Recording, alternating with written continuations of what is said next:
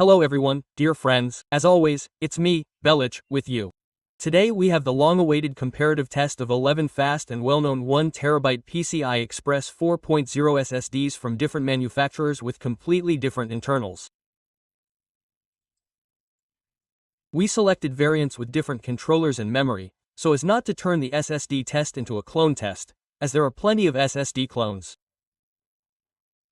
And yes, I know there are already rumors about 5.0 drives being sold, but rumors, my friends, can't be applied to a test. They're not easy to find in Russia. So let's see who managed to take part in our test today. First up, there are two Samsung drives, the 990 and 980 Pro, based on LP and Pascal controllers, respectively, and 176 and 128 8-layer TLC 3D memory, respectively.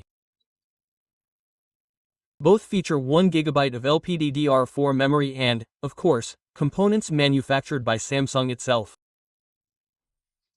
There will also be another Samsung drive, the 12th in the test, which we'll use as a benchmark for PCI Express 3.0.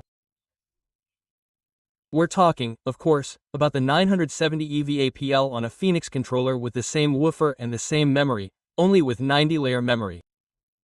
Of course, some pseudo-experts will come running here and start screaming that the comparison should have been with the top-end 970 Pro. But, friends, the 970 Pro is a very specialized workhorse solution, the benefits of which are most noticeable when you or your programs are writing huge amounts of data to the SSD. The average user simply won't see all these benefits in some everyday scenarios. Plus, the Pro was quite expensive. It's incredibly hard to find these days, and it was sold in far fewer units than the popular EVA Plus. So, I think my choice is entirely justified. Next up, we have the second and final company in this test that, besides Samsung, makes SSDs entirely from its own components. Their only top-of-the-line drive, the P5 Plus. It has a Micron DM02A1 controller, the same DRAM buffer as Samsung's, only manufactured by Micron.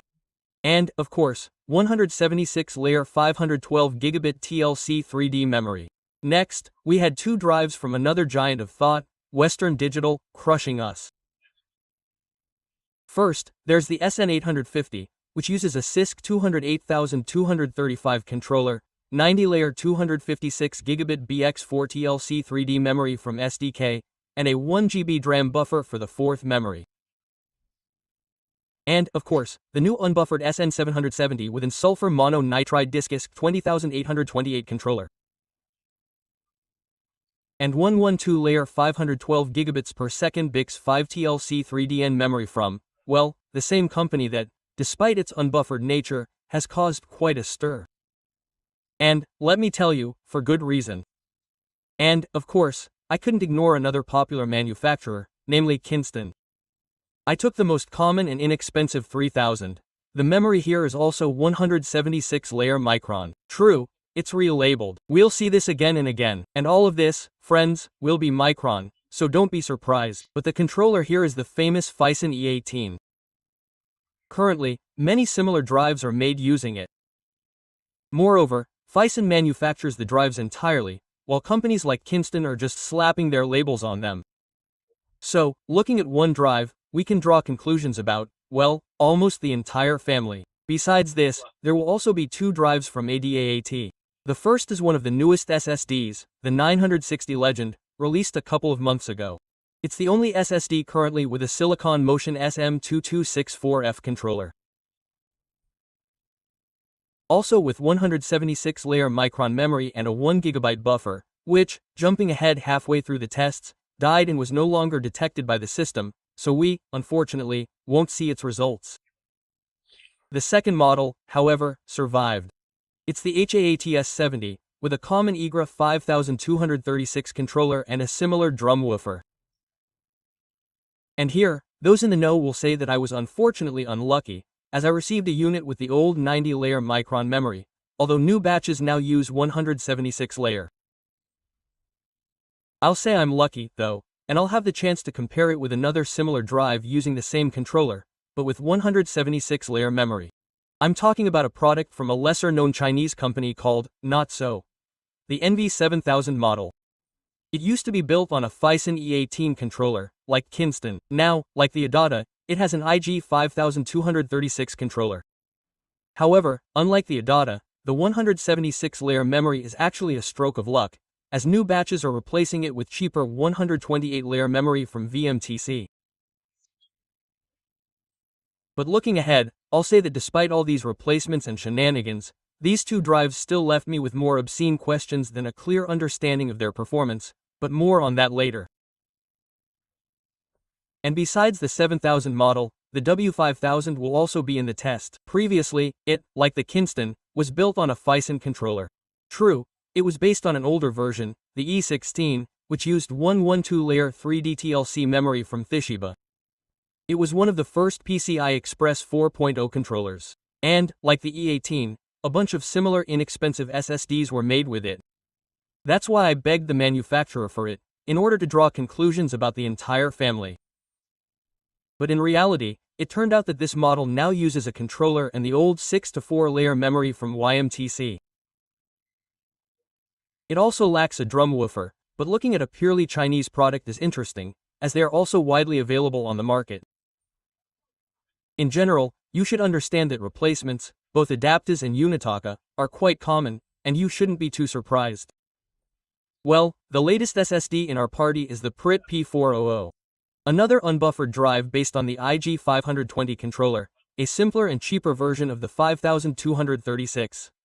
And it also uses 17-layer 76-layer memory from Micron. What can you do? The vast majority of drives are built with it. Well, friends, we've gotten acquainted with the models. You can see the summary information on their screen, as well as the configuration of my test rig. And yes, friends, I'll answer a popular question right away. Why isn't there a certain SSD in the test that you'd like to see and that you consider the best of the best? For example, the VD850X? Yes, it's simple, friends, because only 2 drives out of the 12 in this test were agreed to by the manufacturers. The rest I had to buy myself, and they cost almost 100,000 rubles, not counting the cost of the rest of the hardware and the cost of 5 weeks of my work. So, there are a lot of things I'd also like to test, but, unfortunately, I don't have enough money for everything, and unfortunately, they don't provide samples. Well, if you, friends, want to support the channel so that similar videos can be released again, then no money is needed. Just like, subscribe, and ring the bell. Plus, opt in to receive notifications about all new videos so you don't miss the latest and greatest. Now, let's get to the tests themselves. Each drive was installed on the M.2 slot of the processor to ensure maximum speeds. We used the latest version of Windows 10, the most popular at the moment, along with the latest SSD and storage controller drivers. Samsung, of course, used the Samsung drivers. And, of course, before each test, a trim command was run to clean up garbage and waited at least 15 minutes for it to complete. All SSDs were also tested with the latest available firmware. So, if some results seem odd to you, don't assume the author forgot something simple.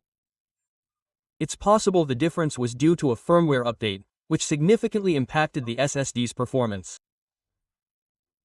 Well, friends, we'll start our test, of course, by checking the drive's cache size, that is, the fast write area and how it works. 1-byte SSDs can have quite impressive cache sizes, and the user, that is, most often works from the cache. To evaluate the cache, we'll use a simple test of copying 100 GB game folders. The 990 Pro will be the source. We'll do this test not only on an empty SSD, but also with it filled. In my case, I ran 3 tests with 300, 600, and 900 GB already written to the SSD, in order to analyze the cache decrease as the SSD fills up, as well as the cache size on a drive almost completely filled with data. And here's what we found, friends. We see that most of our SSDs initially have a cache of about a third of their capacity. That is, for drives with a real capacity of around 930 to 950 GB, this is about plus or minus 300 GB. This is explained by the fact that most models have a dynamic cache, meaning there is no separate static fast write area. Information is simply written not 3 bits per cell, as with TLC memory, but 1 bit per cell, as with SLC. That's why dynamic cache is often called SLC mode in the West. This allows for writing several times faster, but in SLC mode, you can only write a third of the free space. Then the cells simply run out. And, as you can imagine, in this scenario, the cache size will constantly decrease, proportional to the free space on the drive. That's why it's called dynamic. In fact, this is what we see in the graph. So, the undisputed leader here is the unbuffered WD770. It has a huge cache on an empty drive of 350 gigabytes, or approximately 36%, and the cache slowly decreases as it fills. Plus, it releases, or actually clears, the cache itself very quickly. But you might ask, what about 36%? That's more than a third of the drive. Quote. Yes, so similar SSDs have a 90% chance of either having a static cache of up to 30 gigabytes, or, more likely, actively using spare cells that we don't see. This is confirmed by the fact that even when a 930 gigabytes drive is full, it still writes the entire remaining capacity at maximum speed. As for its competitors, the 7000 gigabytes drive demonstrates almost identical results. True, its cache is smaller when empty, but the NATAC's cache shrinks slightly more slowly as it fills. And the ADA also demonstrates almost identical results. The Unitax is 5000 gigabytes, while the Kenston's is 3000 gigabytes. The cache size is large at the start, but shrinks much faster as it fills. It's worth noting that both aren't the fastest at clearing their cache after writing, meaning it takes a bit longer. A similar situation applies, by the way, to the BD850, which delivers generally average results. The Crucial P5 Plus performs below average, as even a third of the drive's cache capacity shrinks significantly, much faster than its competitors. And, for some reason, the P400 ended up at the bottom of the list. According to my tests, it had a very small initial cache. Plus, the cache was, as they say, disposable. That means even a partially filled drive only allows you to write a few gigabytes in fast mode. This means the cache isn't being released at all, or is being released very slowly. And waiting 30 to 40 minutes, like the others, isn't enough. This, my friends, is abnormal. In other words, this drive shouldn't behave like this. And in the tests I found from other authors, it doesn't behave like that. I only have two options.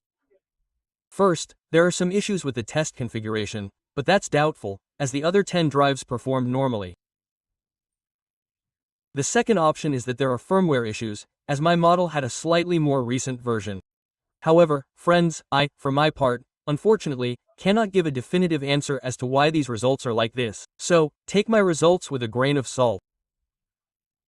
Perhaps we'll have another chance to get a second drive and retest it. But for now, we have what we have. So, you might say, Samsung is the underdog. But no, friends, it's not that simple.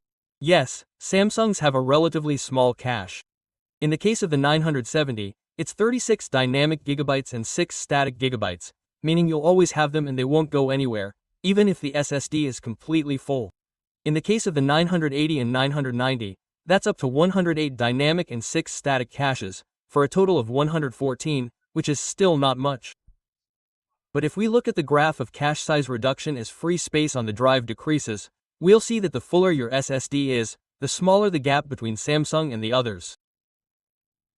If the drive is more than half full, you likely won't notice a difference. It's also important to understand that beyond cache size, write speed beyond its limits is also an important parameter. And in terms of speeds after the cache is depleted, Samsung is unmatched. To measure these speeds, we'll use the linear write test in IDA. It shows the write speed to the cache size of an empty drive as a percentage of the total, and the speed after the cache is depleted. It's worth noting that the IDA test is conducted in raw format, meaning without a file system. We ran the folder-filled test in NTFS. Their results on an empty drive may vary due to different write methods. So don't be surprised by this. Looking at the overall IDA test duration, which reflects how long it takes to fill the entire drive at once, we see that the 990 Pro has cache speeds of up to 5,400 megabytes per second and an average of 1,800 megabytes per second when writing to the main array. However, drives from other vendors typically slow down again after a while, as they have to not only write new data but also rewrite what was written earlier, compressing the data written to the cache in a single bit format even more compactly, as expected, with 3 bits per cell. The 990 clears its cache while maintaining high speed, and since the cache itself is small, it fills and clears several times during the test. The full volume write test in IDA takes only 15 minutes, while most other drives take around 20 minutes. Incidentally, the cache of the 980 Pro, and even the older 970 EV Plus, operates on a similar principle. Yes, 1,500 megabytes of uncached data is still a very good result. The only one that can compete with the Samsung in terms of uncached speeds is the VD850. On it, the speed drops to 1,700, and in IDA, we get a nearly identical result. Otherwise, the speeds are decent. The KC also shows 3,000 uncached data, not quite 7,000. The other models show average results, with uncached speeds somewhere around 1,000 megabytes per second. The P400 and NV5000 are the outsiders. Once the cache is exhausted, the speed drops to the level of a SATA SSD. Well, yes, NIDA demonstrated not only this but also another aspect, that all heatsink-less drives, with the exception of the Tadadam SN770 and Samsung 990 Pro, overheated and throttled in this test, meaning they simply reduced their speeds to avoid burning out. Another, even more rigorous test also revealed that the sensors in most drives are lying, and their data under load doesn't match the actual temperature readings on the controller by more than 15 degrees Celsius. Only the Patriot had perfect temperature matching, but the Samsung and HDDs had temperatures close to the actual ones. And the difference of up to 10 degrees Celsius in absolute value can at least be attributed to measurement error and differences in the measurement method. The rest either measure only the temperature of the cold memory, ignoring the hot controller, or something completely different. And yes, it's clear that no one would push drives this hard in real life, and temperatures would be an order of magnitude lower. However, to ensure the numbers are accurate, all the tests you've seen before and will see after were conducted with forced cooling of the SSDs. That is, I unscrewed the TDS70 heatsink and installed it on each of the tested drives one at a time, using a high-tech method, of course, which, coupled with a fan, completely solved the temperature issue. And yes, getting ahead of myself, I'll say that I don't recommend buying an SSD with a heatsink installed, because, for example, in my case, the heatsink was dated and didn't conflict with the quick-release fasteners on my motherboard.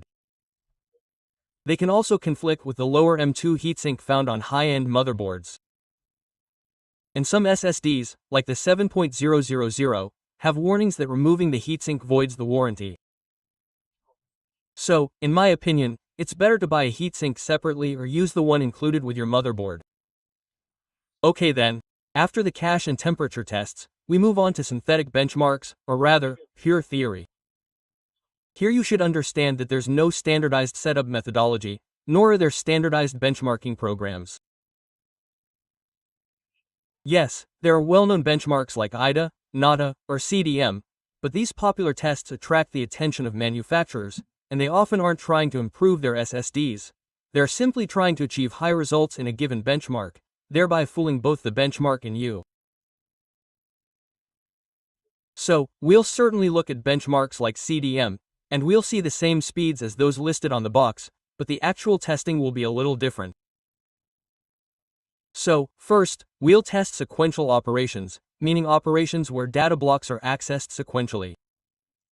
This includes, for example, copying a file on a disk, copying a file to or from another drive, watching a video, and so on. We'll test in the performance test program using the advanced test. We'll be testing with a 1 megabyte block size. A 1 byte request queue is the most common in home PCs. Since a queue of 1 byte accounts for up to 80% of all work, statistically, we'll use the test results for different queue depths as a 10:10 ratio and calculate the final weighted average. We'll start with reading, as reading accounts for approximately 70% of all operations. Western Digital drives are the clear leaders here.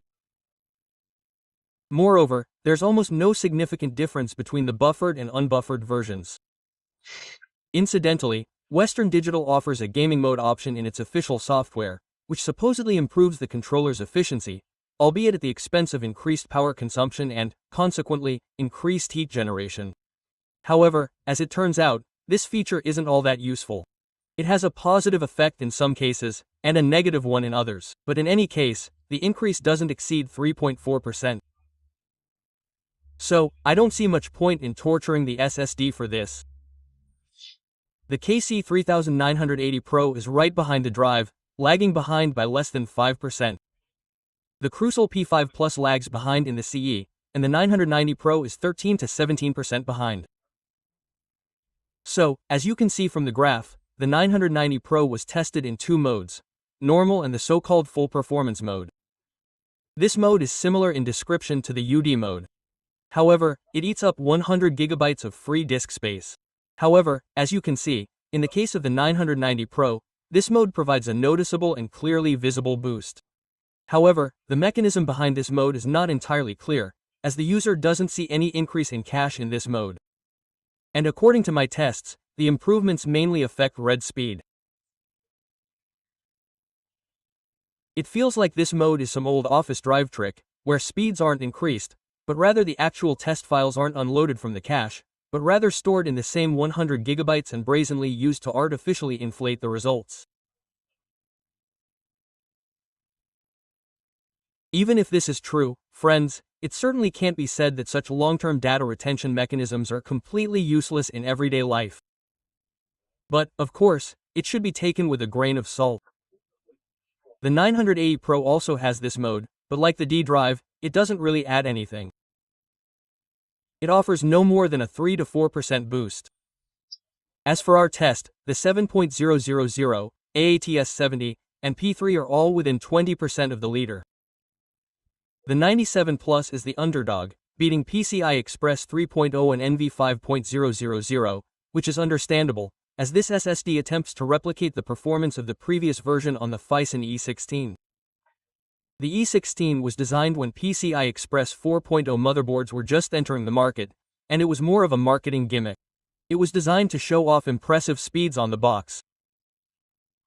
In reality, by many metrics, it was already inferior to the 970 Plus, so nothing better could be expected from a parody of it with a completely updated Chinese base. As for sequential writes, the Samsung 990 already takes the lead. The KC3.000 is again in second place, 5% behind, but the NW 7.000, AS70, and VD850 are 10% ahead of the leader. The other SSDs have a lead of approximately 20% or more. The 970 EV Plus and NV5000 are again the underdogs. The reasons are essentially the same. The 980 Pro also performs poorly. Overall, this drive was essentially designed as a response to the first E16-based drives. And, in fact, it had very little future proofing, which impacted its fate. And yes, friends, those operations we looked at were sequential operations. You can see that they really do have enormous speeds, roughly the same as those listed on the box. Admittedly, slightly more realistic. But, friends, these operations account for about 20 to 30% of the drive's utilization. And the core of Windows, programs, and games is random, small block operations with a block size of 4.8 kilobytes, not 1 megabyte. And these operations are performed inconsistently, meaning blocks are fetched here and there. So, friends, it's too early to draw any conclusions based on previous tests. Let's talk about random operations, as they are much more important. So, the block size in this test is 4 kilobytes, and the queue depth is also from 1 to 4. And the final result is also calculated as a ratio of 81. And we'll start again with random read. Here, the Samsung 990 and 980 Pro take first and second place. Moreover, in full performance mode, the 990 is significantly faster. However, as I said earlier, you can't completely trust the results of synthetic tests with this mode, as we don't know exactly how it works. But even in normal mode, it still tops the list. The KC3000, VD850, and P3P400 also show excellent results. The other SDI drives, including the PCI Express 3.0 drive in the form of the Samsung 970, show results more or less average. The only clear outsider is the old NV5000.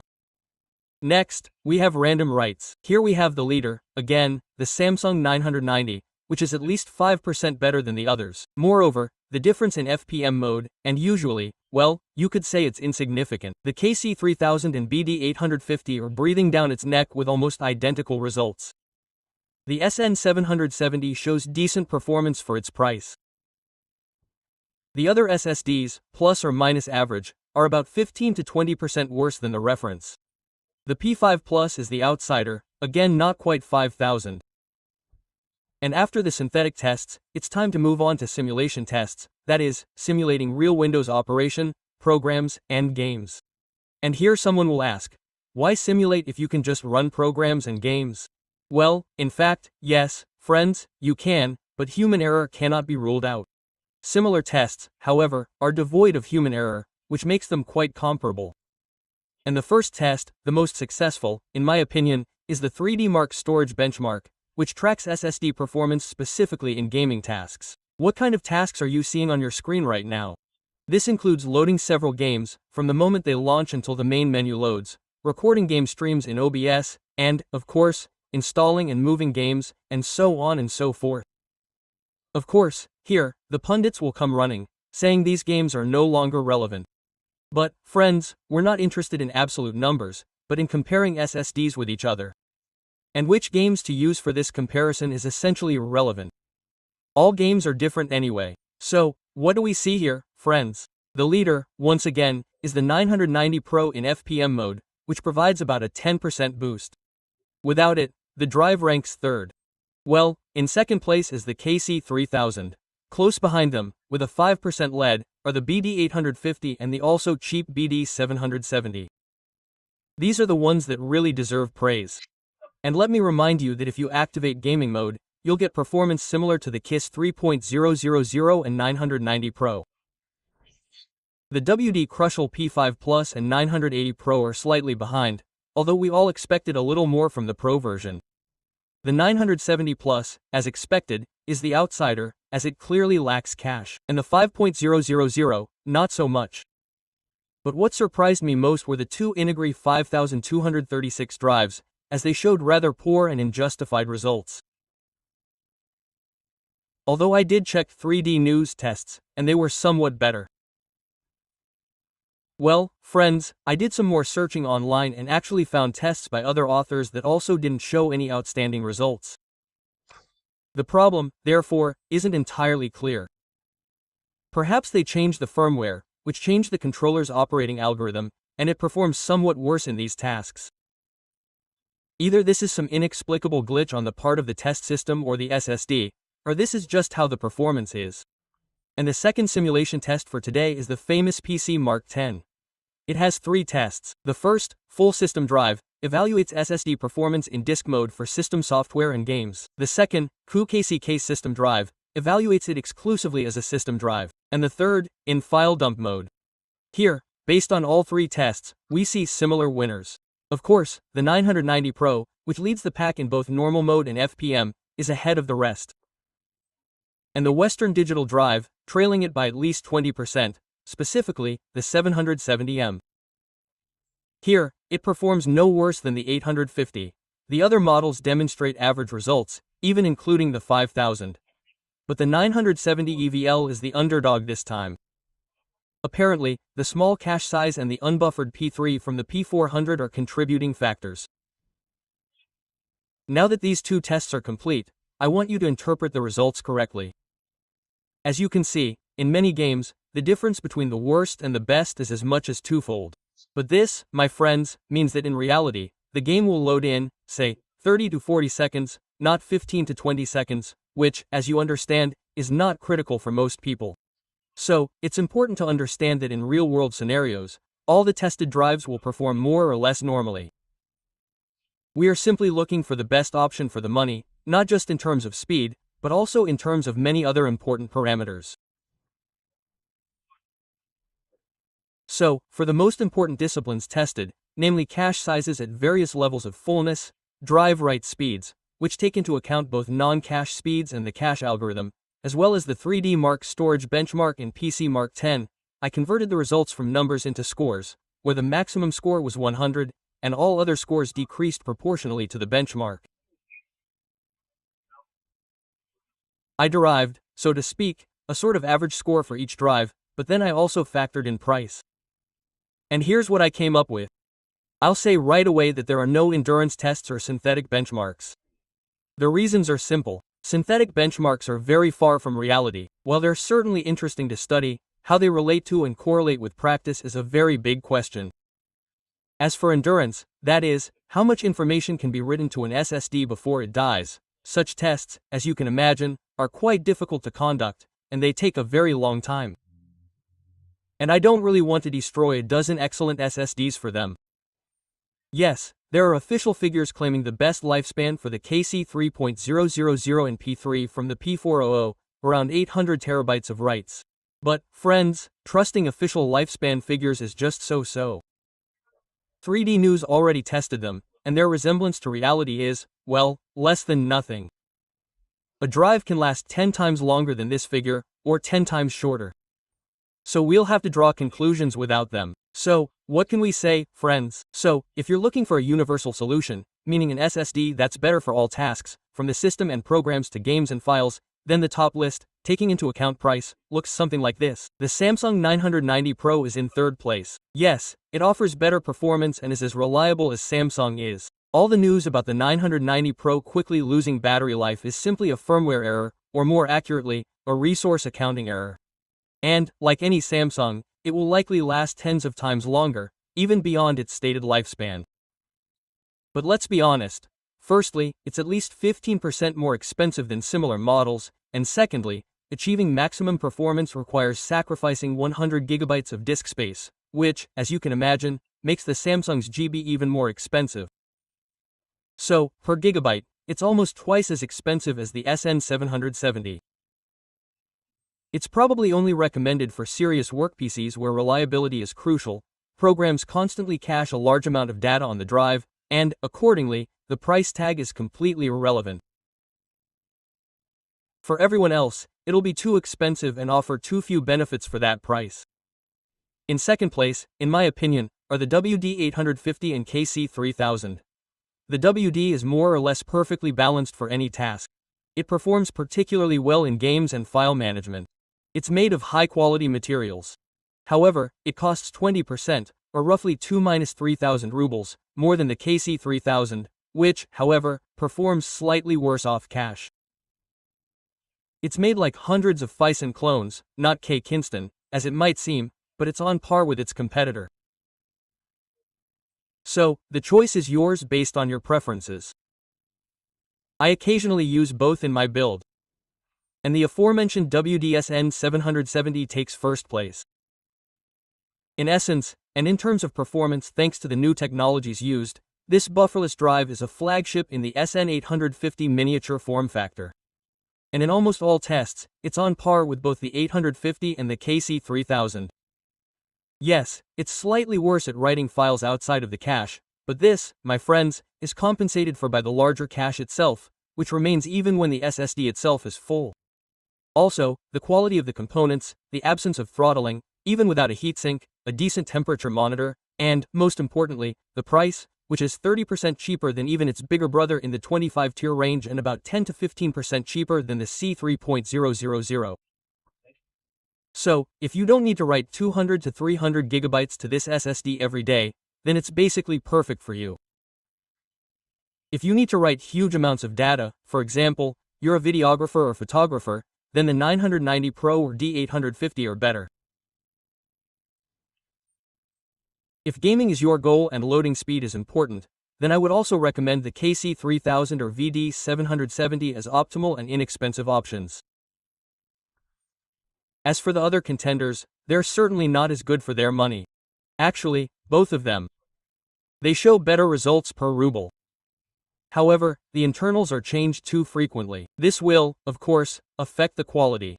So there's a chance you'll be unlucky. ADATA has the same problem. Plus, it has a fairly high defect rate. Dozens of complaints, and yours truly came across 2 defective SSDs. Both were from ADATA.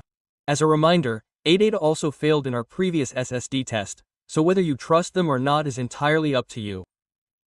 The other SSDs, in general, didn't demonstrate anything remarkable for their price, but you can't call them underdogs either. Well, that's all for me. Thanks again for your attention, and good luck, friends.